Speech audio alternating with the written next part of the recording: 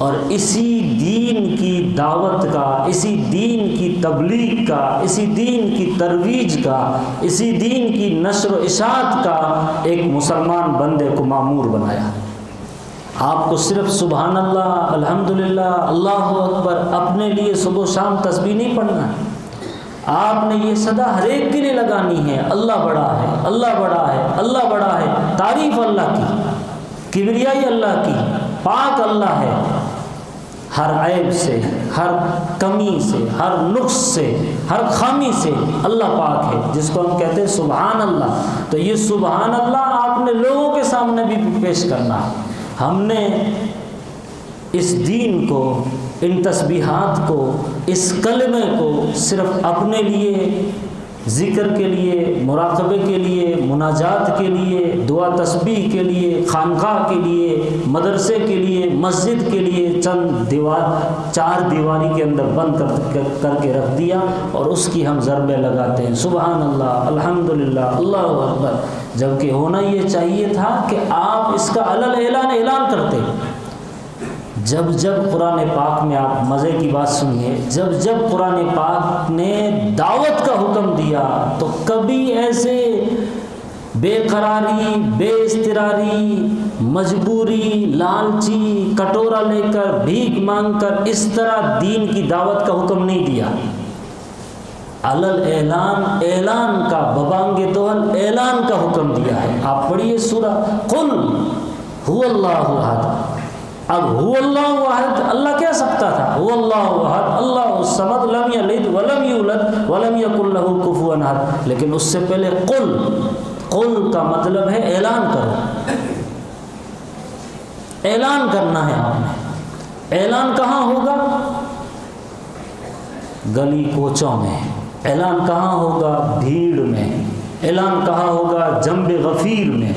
اعلان کہاں ہوگا؟ جہاں پورے لوگ، جہاں ہندو، سکھ، عیسائی، جینی، بدھسٹ سب کھڑے ہوں، وہاں اعلان ہوگا۔ اگر آپ اس کا ورد، اس کا ذکر صرف چند لوگوں میں کرتے ہیں تو یہ اعلان نہیں ہے، یہ تو آپ کی لاچاری ہے، یہ تو آپ کی مجبوری ہے، یہ تو اصلاح کا کام ہے جو آپ یاد دلا رہے اپنے لوگوں کو، یہ دعوت نہیں ہے۔ دعوت اعلان کا نام ہے۔ آپ دوسری آیت پڑھیے، قل اللہم مالک الملک، اللہم مالک الملک، ایسا اللہ کہہ سکتے تھے، لیکن اس سے پہلے قل، کہو، اعلان کرو کہ حکومت کا مالک اللہ ہے، یعنی یہ لوگوں کو یہ یاد دلاؤ کہ حکومت آپ کی نہیں ہے، حکومت اللہ نے دی ہے۔ مالک الملک تؤتی الملک من تشاء وتنزع الملک ممن تشاء، جسے اللہ چاہتا ہے کرسی پر بٹھاتا ہے۔ اللہ نے چاہا آپ کو بٹھایا، آپ وزیر اعظم بن گئے، آپ پرائم منسٹر بن گئے، آپ جو ہے کسی ادارے کے سرپنچ بن گئے، آپ مکھیا بن گئے، آپ لیڈر بن گئے، یہ اللہ نے چاہا اس لیے آپ بنے۔ اللہ جب چاہے گا دوسری پارٹی کے ذمہ دار کو بٹھا دے گا، آپ کو اتار دے گا۔ یہ وہ بات ہے جس کا اعلان آپ نے کرنا ہے۔ اور اعلان کیسے کرنا ہے، اس کا طریقہ اللہ نے قرآن پاک میں ارشاد فرمایا، ادعو الی سبیل ربک بالحکمہ، حکمت کے ساتھ کہیے۔ یہ نہیں کہ حکمت میں بہت ساری چیزیں ہیں، جو جس زبان میں سمجھے اس زبان میں بات کیجیے۔ کوئی انگلش میں سمجھتا ہے تو آپ انگلش میں سمجھائیے۔ ہم اللہ بولتے ہیں، آپ لارڈ اور گاڈ بولتے ہیں۔ ہم اللہ اور خدا بولتے ہیں، آپ اسے ایشور بولتے ہیں۔ تو جو جس زبان میں سمجھے اس زبان میں یاد دلاؤ کہ ایشور ہے جس نے بٹھایا، وہ ایشور جس دن چاہے گا اتار دے گا۔ تو ظاہر ہے ہر کوئی سمجھے گا، ہر ایک کے سمجھ میں آئے گی، اور آپ ایک خاص ورڈ سے، خاص لفظ سے بات کریں گے، ایک خاص قسم کا طبقہ سمجھے گا، دوسرے لوگ نہیں سمجھیں گے۔ مالک الملک تؤتی الملک من تشاء وتنزع الملک ممن تشاء وتعز من تشاء وتذل من تشاء۔ وہ ذات ہے جو عزت دیتی ہے، وہی ذات ہے جو ذلت دیتی ہے۔ اے اللہ تو ہی ہے عزت دینے والا، اے اللہ تو ہی ہے ذلیل کرنے والا. آج ہم ذلیل ہیں، پسپا ہیں، خار ہیں، ذلت میں ہیں، بدخار ہیں. تو یہ اللہ نے کیا ہے. اللہ چاہے گا تو ایک دن پھر سے اقتدار پر بٹھا دے گا. عزت ذلت اللہ کے ہاتھ میں، ہر خیر اللہ کے ہاتھ میں. آگے اللہ ارشاد فرماتا ہے تولج اللیل فی النہار وتولج النہار فی اللیل. اللہ دن کو رات میں داخل کرتا ہے، رات کو دن میں داخل کرتا ہے. ہر چیز پر اللہ کا قبضہ ہے. حکومت اللہ کی ہے، کبریائی اللہ کی ہے، بڑائی اللہ کی ہے، حمد و ثنا اللہ کی ہے، تعریف اللہ کی ہے. ان الحکم الا للہ، صرف اللہ کی حکومت، صرف اللہ کی. ان الحکم الا للہ. امر اللہ تعبدوا الا اياه، تمہیں حکم دیا گیا کہ تم اسی کی عبادت کرو. اب عبادت سے کوئی نہیں سمجھتا تو آپ یہ سمجھائیے کہ اس نے یہ حکم دیا کہ آپ اسی سے وندنا کرو، اسی سے پرارتھنا کرو، اسی کے سامنے سرنڈر ہو جاؤ. یہ ہے دعوت. ذالک الدین القیم، اور یہ ہے وہ دین جو سیدھا ہے.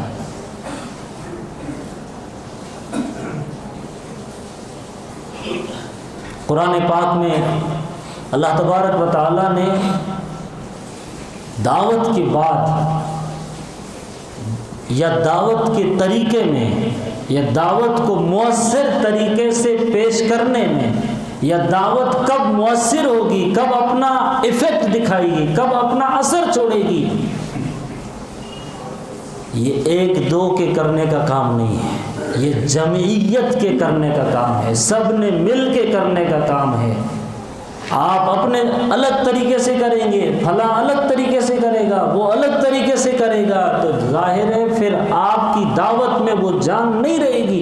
قرآن کہتا ہے کہ اس میں ہوا نکل جائے گی، آپ کی بات پنچر ہو جائے گی، آپ کی بات سرخرو نہیں ہوگی، آپ کی بات سامنے والے کے دل کو متاثر نہیں کرے گی. اسی لیے اللہ نے حکم دیا وَلَا تَنَازَعُوا فَتَفْشَلُوا وَتَذْهَبَ رِيحُكُمْ. دعوت کیسے دینا ہے؟ اس طرح دینا ہے کہ آپ نے مل کر، جو دعوت دینے والے لوگ ہیں، جو دعوت کے ذمہ دار ہیں، جو دعوت کے ساتھی ہیں، جس پر دعوت اللہ نے ڈال دی ہے، ظاہر ہے ہر مومن پر ڈالی. آپ نے جھگڑا نہیں کرنا ہے، آپ نے تفرقہ نہیں کرنا ہے، آپ نے مسلکوں میں بٹنا نہیں ہے. رائے الگ ہو سکتی ہے، تفردات الگ ہو سکتے ہیں، اپنی اپنی جزیات میں اختلاف ہو جاتا ہے، موٹی موٹی باتیں سب کی ایک ہے. تو صرف رائے، تفردات یا چند چیزوں میں رائے الگ ہونے کی وجہ سے جھگڑا نہیں کرنا ہے. جھگڑا کریں گے تمہاری ہوا نکل جائے گی. اور دنیا یہ آج منظر دیکھ رہی ہے. اسی لیے مسجدیں بنی ہوئی ہے، مدارس بنے ہوئے ہیں، مکاتب بنے ہوئے ہیں، ادارے بنے ہوئے ہیں، تنظیمیں بنی ہوئی ہے، چھوٹی چھوٹی سوسائٹیز بنی ہوئی ہے، اور پتہ نہیں کتنے فاؤنڈیشن بنے ہوئے ہیں. لیکن قرآن یہ کہتا ہے ان کے اندر ہوا نہیں ہے، ان کے اندر جان نہیں ہے، وہ بے جان ہے، وہ کھوکھلے ہیں، کیونکہ متحد نہیں، محبت نہیں، آپس میں اثار و قربانی کا جذبہ نہیں، دل ملے ہوئے نہیں، اس لیے بات میں تاثیر نہیں. ورنہ کسی زمانے میں دنیا کان لگا کر آپ کی بات کو سنتی تھی، آپ پر بھروسہ کرتی تھی، آپ کو محسن سمجھتی تھی، آپ کو خیر خواہ سمجھتی تھی، آپ کو اپنا ہمدرد، اپنا بھائی سمجھتی تھی کہ یہ انسان مسلم، ایمان والا، مسلمان کبھی ہمارا برا نہیں چاہ سکتا. یہ وہ بندہ ہے جو صرف نرا خیر خواہی کا مجسمہ ہے، اس کے اندر ہمدردی کوٹ کوٹ کے بھری ہوئی ہے. اس جذبے کو لوگ پہلے سمجھتے تھے، اور آج مسلمان مینس وہ جیسے ہماری طرح وہ یہ سمجھتے ہیں، بلکہ اظہار کرتے ہیں، بلکہ لکھتے ہیں دشمن کہ تمہارے پاس کون سا دین ہے، ہماری طرح تم بھی، ہم مندر میں جاتے ہیں، تم مسجد میں جاتے ہیں، تم نے بھی چند چیزوں کو دین اور کلچر اور اسلام اس کو مذہب بنا کے رکھا ہے، ہم نے بھی چند چیزوں کو اپنا دھرم بنا کے رکھا ہے، بقیہ زندگی انہی کی جیسی، ہم بھی جھوٹ بولتے ہیں، وہ بھی جھوٹ بولتے ہیں، ہم بھی دھوکہ دیتے ہیں، وہ بھی دھوکہ دیتے ہیں، ہم بھی قتل کرتے ہیں، وہ بھی قتل کرتے ہیں، ہم بھی معاف نہیں کرتے، ہم بھی تیش میں آتے ہیں، جوش میں آتے ہیں، پھر ہلڑ مچاتے ہیں، فساد برپا کرتے ہیں، کرپشن پھیلاتے ہیں، وہ بھی پھیلاتے ہیں۔ آپ محسن ثابت نہیں ہو رہے ہیں۔ حضرت یوسف علیہ السلام کے واقعہ آپ پڑھیں گے تو اس میں جو جیل کے دو ساتھیوں نے حضرت یوسف کو یہ کہا تھا کہ ہمارے اس خواب کی تعبیر بتا دیجئے، اس لیے کہ آپ محسن بندہ لگ رہے ہیں، آپ بھلے انسان لگ رہے ہیں۔ یہ والا بھروسہ انہوں نے جیتا، تب ادھر سے یوسف نے ان کو دعوت دی، پھر خواب کی تعبیر بتائی۔ اور ہماری امیج انٹرنیشنل لیول پر کیا ہے آپ جانتے ہیں، بدگمانیاں، چھوٹی چھوٹی بات پر بدگمانی، چھوٹے چھوٹے رائے کے اختلاف پر جھگڑے، فساد، مسجدیں الگ، ادارے الگ، سوسائٹیز الگ، تنظیم الگ، صرف رائے کے تفردات کی وجہ سے رائے الگ ہو گئی بس۔ وَلَا تَنَازَعُوا فَتَفْشَلُوا وَتَذْهَبَ رِيحُكُمْ۔ اور آگے اللہ ارشاد فرماتا ہے وَاعْتَصِمُوا بِحَبْلِ اللَّهِ جَمِيعًا۔ لوگوں، اگر پھر سے تم کو کھڑا ہونا ہے، پھر سے تم دعوت والا مشن لے کر چلنا چاہتے ہو، ساری دنیا میں اپنا اقتدار، اپنا رعب جمانا چاہتے ہو، تو اللہ کی رسی کو مضبوط پکڑو۔ رسی سے مراد قرآن پاک ہے، اور ہم پکڑے ہوئے دھاگا، ہم رسی نہیں پکڑے ہوئے، ہم نے دھاگا پکڑا ہے۔ نماز ایک دھاگا ہے، روزہ ایک دھاگا ہے، زکوٰۃ ایک دھاگا ہے، حج ایک دھاگا ہے، قرآن پاک کی تلاوت ایک دھاگا ہے، اور دین پورے کے پورے جزیات جس میں بھائی چارہ ہے، معاملات ہے، ہمدردی ہے، معافی کا جذبہ ہے، لوگوں کے لیے خیر خواہی کا جذبہ ہے، ادب ہے، احترام ہے، ڈسپلین ہے، وقت کا انضباط ہے، نفس پر کنٹرول ہے، ہر چیز کو جب ملاتے ہیں تو ایک رسی بنتی ہے۔ قرآن نے رسی پکڑنے پر کامیابی کی بشارت دی، نہ کہ دھاگا پکڑنے پر۔